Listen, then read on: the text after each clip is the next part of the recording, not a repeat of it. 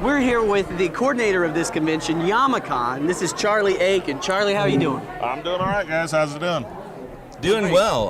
How's Yamacon going? I mean, we're just a few hours in, and it seems like it's just like popping. So how are you? How's it going?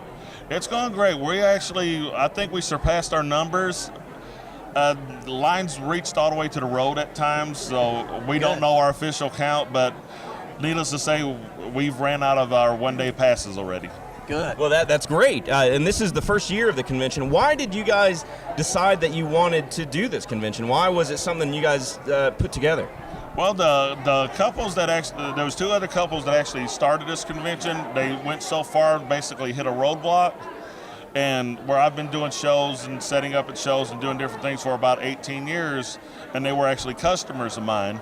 And they said, well, basically, let's go get Charlie and see if he could help us. And I helped fill the dealer's room. I brought my best friend Tim Chandler in to deal with the artists, and he's the one that's got all the great artists for us. And it just once we booked Johnny on Bosch, it kind of blew up from there.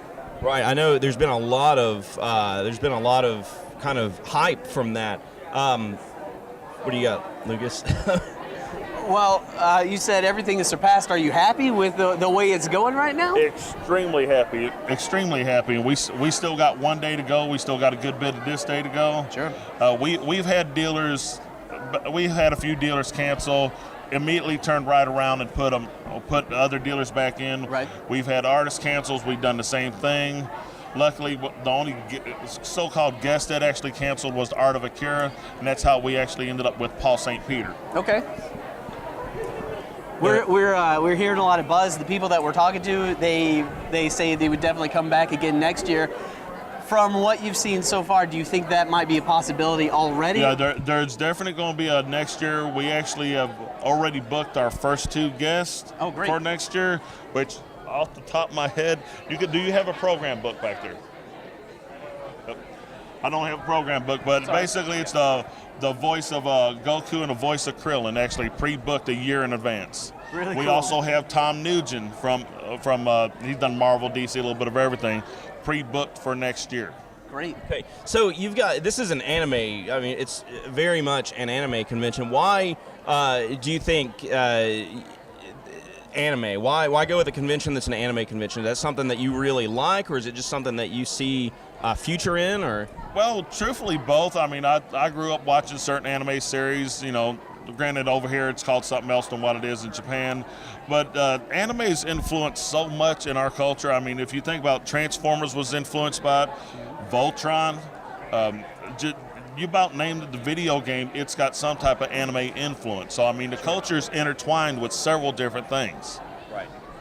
Now, you and I know each other from doing toys and things like that at different places. I know you're set up. Are you doing well? Is your booth doing well this weekend already, or is it too early to tell? Or? Honestly, I've not been back there to check out my guys. I've actually been really, really too busy. I'm pushing over 48 hours on 2 hours of sleep. Oh, man.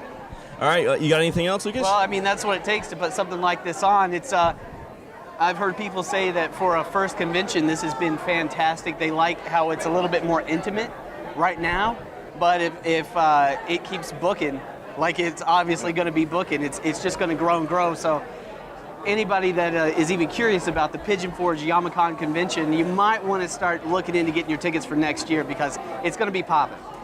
Yeah, if this year's anything to say for it, then it's going to probably really, really exceed this year for next year. Definitely. Well, I mean, you guys seen the crowd when you guys got here and everything, and that was early in the morning.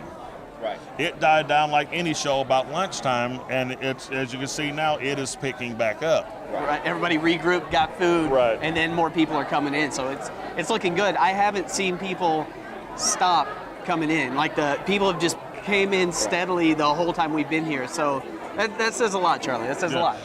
And next year, we're actually extending it a day. We're actually going to do a 3-day event next year. Like a Friday, Saturday, Sunday. Friday, Saturday, and Sunday event next year. Still in December? Yes. Basically, it's the same weekend. I think it's like the 6th, 7th, and 8th this year for this next year, because of the way the days follow. But it's basically the same. It's going to be the same time of year. Okay. Well, that sounds great. Well, this has been Charlie Aiken, who is the coordinator of Yamacon. Thanks for talking to us, Charlie. No problem, Thanks for guys. having us here. No problem. Glad you guys are here. Where can people get a hold of you or find Yamacon? Well, Yamacon, the website's Yamacon-Tennessee.com, I think. And as far as myself, I actually have my own business, B&C Collectibles, out at the Great Smokies Flea Market. Been out there 11 years. I do most of the promotion for that, and we've had a lot of other conventions really come on board and help us. Right. So, I mean, just keep looking at the website. Everything should start rolling in together probably around February or March, hopefully. Fantastic. Sounds great. Thanks, Charlie. No problem, guys. Thank you. Thanks.